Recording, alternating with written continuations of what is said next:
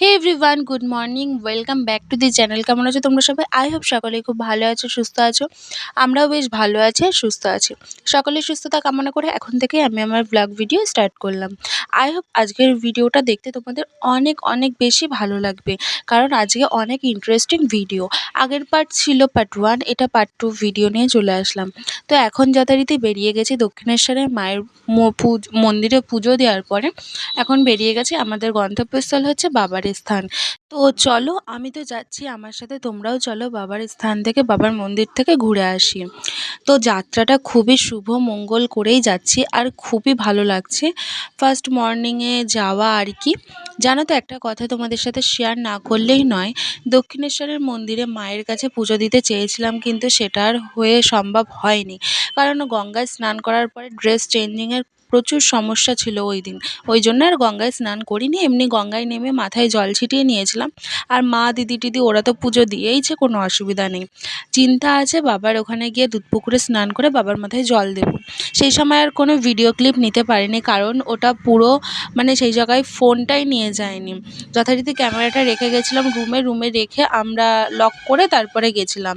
চলো একেবারে বাবার স্থানে এসে কথা এদিকে তোমাদের সাথে কথা বলতে বলতে দেখো ফাইনালি আমরা চলে আসলাম বাস স্টপেজে। বাসটা পার্কিং করে নিলাম। ওই পাশের বাসটাও আমাদের সাথে একই সাথে ছাড়া হয়েছিল। মোট দুটো বাস নিয়ে আসা হয়েছে, আমাদের এই পাশে প্রিয়ার বাস আর ওটা মা দুর্গার বাস। তো ফাইনালি এখন বাস থেকে নেমে যাওয়ার পরে টোটো ধরে চলে যাব বাবার স্থানে। যদিও এখান থেকে হেঁটে যেতে বেশি সময় লাগে না, 15 থেকে 45 মিনিট হয়তো সামথিং টাইমটা লাগে। তো এখানে যেতে যেতে গেট পড়েছিল তারকেশ্বর রেল স্টেশনে, এখন গেট পড়েছিল ট্রেন যাবে বলে, যার জন্য ওখানে দাঁড়িয়ে পড়েছিলাম, ওয়েটিং করছিলাম যত সময় না গেট উঠছে। তো যেতে যেতে একটু রাস্তার ভিডিওটা নিয়েছিলাম, সেটাই আর কি তোমাদের সাথে শেয়ার করছি। পুরো ভিডিও করতে পারিনি, কারণ একেবারেই টোটোর সামনে বসেছিলাম। যদি মিডিল পজিশনে বসতাম তাহলে হয়তো তোমাদের সাথে শেয়ার করতাম। তো এখানে দেখো এখন দাঁড়িয়ে পড়েছে, ওদিকে মেজদের বুনো ওরাও রয়েছে, ওরা একটু হাইটাই করে নিল। হর হর মহাদেব। দুধপুকুরে স্নান করে বাবার মাথায় জল দিয়ে চলে এসেছি। এখন রুমে এসে ড্রেস চেঞ্জ করে নিয়ে এখন বিশ্রামের জন্য বসেছি। এখন চলে যাব দুপুরের লাঞ্চ করতে।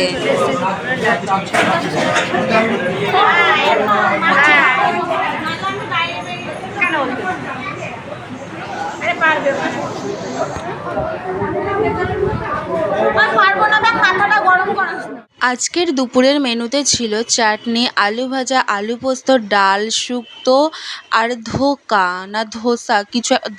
ধোকায় মনে হয় বলে। খাবারের নামটা ঠিক আমার এখন খেয়াল হচ্ছে না। আর সাথে ছিল পাঁপড়, আর সর্বশেষ নিয়েছিলাম দই আর মিষ্টি, সেটার ভিডিও ক্যাপচার করা হয়নি। এখানে একটু খাওয়ার সমস্যা হয়ে গেছিলো, কারণ প্রথমে আমাদের আলু ভাজা, চাটনি আর ডাল দিয়ে খেতে দিয়েছিল। তারপরে আলু পোস্ত অনেক পরে এনেছে, শুক্তো দেওয়ার আগে আলু পোস্ত এনেছে, আলু পোস্ত দিয়ে যাওয়ার পরে আবার শুক্তো দিয়েছে, এরকম হজবরলা হয়ে গেছিলো। তো তারপরে শুক্তো দিয়ে খেয়ে নিচ্ছিলাম। আর সত্যি কথা বলতে, বাবার ওইখানে বাবার মন্দিরে গিয়ে ওখানের হোটেল থেকে নিরামিষ খাবার খাওয়া যেন একেবারে অমৃত। সত্যি বলতে শুক্তোটা খুবই সুন্দর হয়েছিল। এখন ফাইনালি খাচ্ছি আমি ধোকার থেকে বেশি ভালো লেগেছিল আমার শুক্তোটা। শুক্তো, ডাল, আলু পোস্ত এবং আলু ভাজার তুলনায় বেশি ভালো লেগেছিল শুক্তোটা। তো যথারীতি খাওয়া দাওয়া কমপ্লিট করে ওখান থেকে বেরিয়ে পড়ার পরে এখন যাচ্ছি মেন মন্দির, বাবার মন্দিরের সামনে। পাশেই আমাদের রুম রয়েছে। এই যে এই ভবনটা, সঠিক এখন নামটা আমার খেয়াল আসছে না, এই জায়গায় আমাদের রুমটা নেওয়া ছিল। একদম তার কাছে মাত্র 3 সেকেন্ড মতো লাগে, পাশেই হচ্ছে বাবার মন্দির। সেই বাবার মন্দিরে এখন আমরা যাব, সেখানে গিয়ে কিছু ভিডিও, ওই দেখো বাবা, হর হর মহাদেব। এখানে গিয়ে যথারীতি কিছু শর্টস বানিয়েছিলাম, সেগুলো তোমাদের সাথে শেয়ার করেছি। যারা এখনও দেখোনি, গিয়ে আমার চ্যানেলে চেক করে এসো। সাইড থেকে চলে গেছিলাম ভিতরে দুধপুকুরের পাশে, সেখানে গিয়ে কিছুটা ভিডিও করে নিয়েছি, সেগুলোও যথারীতি ছাড়া আছে, আমার শর্টসে ছাড়া আছে, ফেসবুক পেজেও ছাড়া আছে, এমনকি ইনস্টাগ্রামেও ছাড়া আছে, তোমরা গিয়ে একটু চেক করে নিও। ফাইনালি এখন প্রায় বেজে গেছে 2:30 সামথিং, এখন আমরা বেরিয়ে যাব। তোমাদের সাথে একটা কথা শেয়ার করা হয়নি, যখন আমরা বাবার মন্দিরে এসে উপস্থিত হয়েছিলাম তখন কটা বেজেছিল সেটা সত্যিই খেয়াল ছিল না। আমাদের 2:30টার সময় বেরিয়ে যাওয়ার কথা ছিল। তো মন্দির থেকে আমরা বেরিয়ে গেছি আর বাস স্টপেজে আমরা চলেও এসেছি। এখন উঠে যাব আমাদের নেক্সট গন্তব্যস্থল। মেবি 4:30 কি 5টা নাগাদ আমরা নেমেছি জয়রামবাটি। এসে যথারীতি এখন হেঁটে হেঁটে ওখান থেকে মানে আমাদের রাস্তা থেকে জয়রামবাটি আসতে মাত্র 3 থেকে 4 মিনিট সময় লাগে। আসার পরে সেই মন্দিরে আমরা চলে এসেছি, মন্দির বলতে রামকৃষ্ণদেবের মিশনে।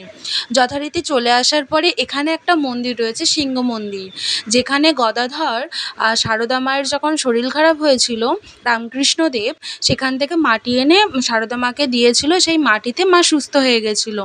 এই ঘটনাটা তোমরা অনেকেই জানো, যারা জানো না যদি জানতে চাও আমি নেক্সট কোনো ভিডিওতে নিয়ে আসবো আর বলবো।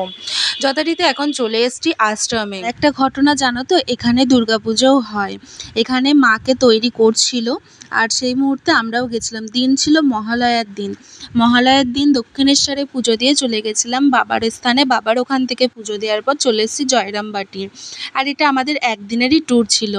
আর এই দিক থেকে যাচ্ছি, দেখো বিচুলির ঘর, কুঁড়ে ঘর, কি সুন্দর লাগে এই সব ঘরগুলো বলো। এখান থেকে চলে যাচ্ছিলাম মা সারদা যেখানে রান্না করতো রান্নাঘর দেখতে। রান্নাঘরটা যথারীতি অন্যদিন খোলা থাকে, আজকে খোলা ছিল না।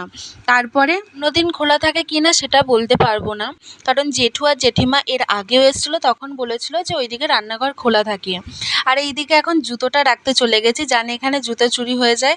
আমাদের এখানে জেঠিমা একটা লগর করেছিল, জুতো এই মাথায় একটা খুলেছে আর একটা ওই দিকে খুলেছে, এরকম করেছে। তা জুতোটা খুলে নিয়ে এখন চলে যাব মন্দিরে।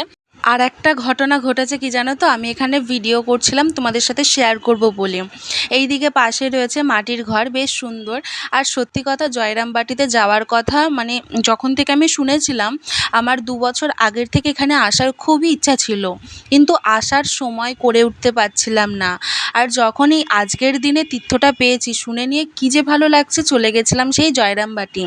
গিয়ে কি মনে শান্তি লাগছিল, খুবই ভালো লাগছিল। ওই আশ্রমের ওই জায়গায় যে মাদার ছিল, উনি আমাকে বলছিল যে মা এখানে ফোন অ্যালাউ নেই, ক্যামেরা করা যাবে না, ক্যামেরাটা ভেতরে নাও।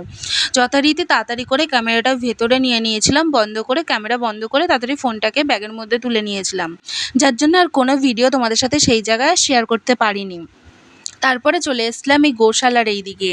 গোশালার এই দিকে এসে যে কি ভালো লাগছে মঠটা, আর এই সাইডের সাইড সিনগুলো একটু ঘুরে ঘুরে নিজেও দেখছিলাম আর তোমাদের সাথে শেয়ার করছিলাম।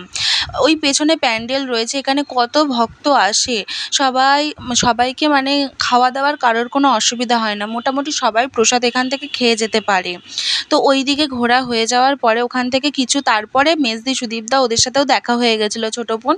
আমরা আগে ছিলাম, ওরা পিছনে ছিল। ওখান থেকে সিংহদুয়ারে গিয়ে ওখান থেকে এখন চলে বাইরে এসে শুনলাম সিংহদুয়ার এখান থেকে 3 মিনিট লাগে। তো যথারীতি এখন সেই দিকেই যাচ্ছি মাটি আনার জন্য। তো ফাইনালি এখানকার চপ খুব বিখ্যাত, সেই চপটাই নিতে দাঁড়িয়ে পড়েছিলাম। জয়রামবাটিতে চপ নেওয়ার পরে ওখানে আর কোনো ভিডিও ফুটেজ নিইনি, কারণ বাসটা চলে এসেছিলো একদম রাস্তার উপরে, আর সবাই যথারীতি উঠে গেছিলো, শুধু আমরা মেবি এই 4 জন মতো ছিলাম, যার জন্য দৌড়ে চলে গেছিলাম চপটা নেওয়ার পর বাসে। আর বাসে যাওয়ার পর ওখানে কোনো রকম ভিডিও ফুটেজ নিইনি। এখন ফাইনালি চলে এসেছি কামারপুকুর। কামারপুকুরে রয়েছে 9খানা ধাম, স্বামী বিবেকানন্দেরই। সেই ধামগুলোই আমরা এখন ঘুরে দেখবো আর তোমাদের সাথেও শেয়ার করব। গদাধর যখন ছোট ছিল তখন সে একটা মানে লীলা করতে করতে বা কোন গদাধর বাবা মহাদেবকে দেখতে পায় বা মহাদেব দেখা দিয়েছিল, এরকম কোনো একটা ঘটনা সে জায়গায় বলেছে। এখন আপাতত সেই ঘটনাটা খেয়াল নেই। সেই মহাদেবেরই ছবি এখানে মানে ফ্রেম বন্দি করে রেখেছে সেই মূর্তিটা, সেটাই আমি দেখছিলাম, প্রণামও করে নিলাম, কাকিমা ওখানে প্রণাম করে নিল, সেটাই তোমাদের সাথে শেয়ার করলাম। তারপরে রাস্তায় আস্তে আস্তে এখানে লীলা খেলা হয়েছিল, সেগুলো দেখাচ্ছিল, সেগুলো ক্যামেরাবন্দি করেছি, সেগুলোও তোমাদের সাথে শেয়ার করলাম। সত্যি কথা বলতে যে আমাদের টোটো চালক দিদিভাই ছিল, সে খুব সুন্দর করে বলছিল কিছু কিছু, মানে আমাদের গাইড যে ছিল, কিছু কিছু কথা মনে আছে, সেগুলো তোমাদের সাথে এখন এডিট করতে বসে আমি শেয়ার করছি। আর যেগুলো মনে নেই সেগুলো আর কী করে তোমাদের সাথে শেয়ার করি বলো। এখান থেকে চলে গেলাম যে গদাধরের ছোট থেকে বড় হয়ে ওঠা অবধি সে কী কী করেছে না করেছে সেগুলো সব একেবারে ফ্রেমবন্দি করা রয়েছে, আর সেগুলো নিজেও দেখছি আর তোমাদের সাথে সেগুলো শেয়ার করছি। আজকেরই এই একটা শর্ট ভিডিও তোমাদের সাথে শেয়ার করেছিলাম। যারা যারা শর্ট দেখেছো অবশ্যই কমেন্ট করো। এখানে নানান ধরনের যা যা রয়েছে গদাধরের, ছোট থেকে বড়। এখানে গদাধরের বিবাহ, গদাধরের এই যে মা শারদা অসুস্থ হয়ে যাওয়ার পর সেই মাটি এনেছিল গদাধর, সেইটা সিন তুলেছে। আর সত্যি বলতে খুবই ভালো লাগছিল। আর এই কাঠামো মায়ের মন্দির, মা দুর্গার মন্দির। এখানে ছোটোবেলার থেকেই মায়ের কাঠামোতে মাকে সাজানো হয়, তৈরি করা হয়, তারপর বিসর্জন দিয়ে মায়ের কাঠামো এনে এখানেই রাখে। যতটুকুনি এখন আপাতত আমার মনে আছে সেগুলোই তোমাদের সাথে শেয়ার করছিলাম। আমাদের যে গাইড দিদিভাই ছিল সে আরও সুন্দর করে বলছিল। আর সত্যি বলতে আমাদের গাইড দিদিভাই টোটো চালক। আর এটাই মানে ভেবে না খুবই ভালো লাগছে, আজকের দিনে দাঁড়িয়ে কোনো মেয়েরাই পেছনে থেমে থাকিনি, সবাই নিজের সাফল্যের দিকে এগিয়ে যাচ্ছে। আমরা যে দিদিভাইয়ের সাথে গেছিলাম সেই দিদিভাইও কিন্তু মহিলা। সে কী সুন্দর টোটো চালিয়ে আমাদেরকে সারা জায়গা ঘুরিয়েছে, এই 9টা ধাম ঘুরিয়েছে। আর আরেকটুখানি তোমাদের সাথে শেয়ার করি, সেই বাবার মূর্তিটা একটু তোমাদের সাথে শেয়ার করছি। এখন চলে আসলাম মা ভবতারিণীর মূর্তির সামনে। ভবতারিণীর মূর্তির সামনে এসে মাকে দেখার পর মনটা আরও বেশি শান্ত হয়ে গেল। আর এইখানটা দিয়ে একটা কী যেন বলেছিল, এখন সত্যি কথা বলতে সেই কথাটা না খেয়াল নেই। আর এইখানে জানো তো লীলা খেলা দেখাতে দেখাতে ওই দূরে গদাধর ওখানে নাচ করেছিল, সেই সাইড সিনটা বলেছিল, সেটা এখন সত্যিই খেয়াল নেই। আর এটা হচ্ছে কামারপুকুর। কামারপুকুরের এই পুকুরটা বিশাল বিখ্যাত। আর এই মন্দির থেকে শাখা, এটা হচ্ছে চিনু শাঁখারির বাড়ি। যখন সারদা মায়ের বিবাহ হচ্ছিল তখন এই বাড়ির থেকে সারদা মায়ের জন্য শাঁখা গিয়েছিল। এখন কামারপুকুরের মধ্যে এই বাড়িটা কেউ একজন কিনে নিয়ে এই বড় বাড়ি তৈরি করে রেখেছে। যাই হোক, এটাই শুনছিলাম, যতটুকুনি যা খেয়াল আছে তোমাদের সাথে শেয়ার করলাম। ফাইনালি এখন আমরা চলে আসলাম কামারপুকুর মেন মন্দিরে। এসে নিয়ে এখানেও ভিডিও করা অ্যালাউ ছিল না, যখন মন্দিরের সাইড থেকে যাচ্ছিলাম সেইটুকুনি সাইড সিনটা তুললাম। তো এখন মানে আমাদের যে আজকে 4 দিন 4 জায়গায় ঘোরার একটা ট্রিপ ছিল একদিনের মধ্যে, মায়ের মন্দির, বাবার স্থান, জয়রামবাটি, কামারপুকুর, যথারীতি সেই জায়গা আমাদের ঘোরা সম্পূর্ণ হলো। সত্যি আজকে খুবই ভালো লাগছে। চলো এখন যাওয়া যাক। আর এইদিকে প্রায় আমরা গঙ্গার পাড়ে চলে এসেছিলাম, সেই সময় আর কি ফুটেজটা নিয়েছিলাম। তার আগে রাস্তার কোনো ভিডিও ফুটেজ নিতে পারিনি। ভিডিওটা কেমন লাগলো অবশ্যই কমেন্টে জানাবে। আর তার থেকে বড় কথা, এখন গঙ্গা পার হচ্ছে আর সেই সিনটাই তোমাদের সাথে শেয়ার করলাম। মাঝখানে আরেকটা কথা বলি, কামারপুকুরের ওইখানকার চপ আর জয়রামবাটি 2 জায়গার চপ খুব বিখ্যাত। তো সেখান থেকে আমরা চপ মুড়ি নিয়েছিলাম। সেটা নেওয়ার পর তার কোনো ভিডিও ফুটেজ নিতে পারিনি। সত্যি বলতে একদিনের মধ্যে প্রচুর পরিমাণে কষ্ট হয়ে গেছিলো। আর প্রচুর কী বলো তো, নেমে ওঠা, বাস থেকে নামা ওঠা, এরকম করতে করতে আরও বেশি কষ্ট। সবথেকে কষ্টটা কোথায় হয় জানো তো? এক নাগাড়ে বাসে বসে বসে যাওয়া, ওই বসাটাই যেন বেশি কষ্ট হয়ে যায়। যখন বাড়িতে এসছিলাম, বাড়িতে যখন নেমেছিলাম প্রায় ঘড়িতে তখন 2:30, এত রাত্রিবেলায় নেমেছি। তার মধ্যে তোমাদেরকে আরেকটা ঘটনা শোনাই। রাস্তায় এত পরিমাণে জ্যাম হয়েছে, ডানকুনিতে জ্যাম পেয়েছি, হাওড়ার লাইনে জ্যাম পেয়েছি, বাঁকুড়াতে এসেও জ্যাম পেয়েছি। আমরা মোট 6টা ডিস্ট্রিক্ট পেরিয়ে তারপর ঘুরেছিলাম। আর সত্যি খুবই ভালো লাগছে। অনেকক্ষণ অপেক্ষা করার পর সত্যি বলতে আবার চলে আসলাম আমাদের উত্তর 24 পরগনা ডিস্ট্রিক্টের মধ্যে। ফাইনালি এখন নেমে পড়েছি দত্তপুকুর। এসে সেই আগের দিনের মতো চাটা খেয়ে নিয়ে মাথাটাকে ঝাড়াচ্ছিলাম। দত্তপুকুরে নামার পর ওখান থেকে আবার বাসে উঠে পড়েছি। উঠে ফাইনালি এখন 2:30 সামথিং, না পুরোপুরি 2:30 বাড়ি চলে এসেছি। তো ফাইনালি বাড়িতে আসার পর ভিডিওটা এবার এন্ড করছি।